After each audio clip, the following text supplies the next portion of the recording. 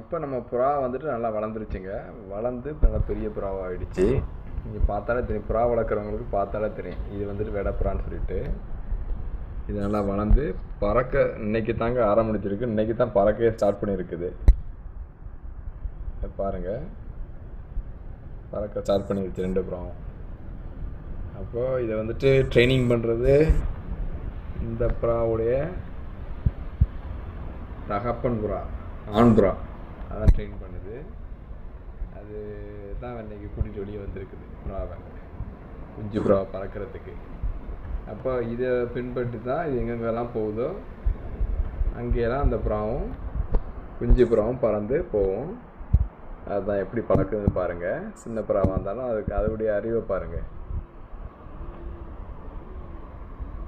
இனி எங்கள் வீட்டிலேருந்து இந்த புறா பறந்து போயிடும்னு நினைக்கிறேன்.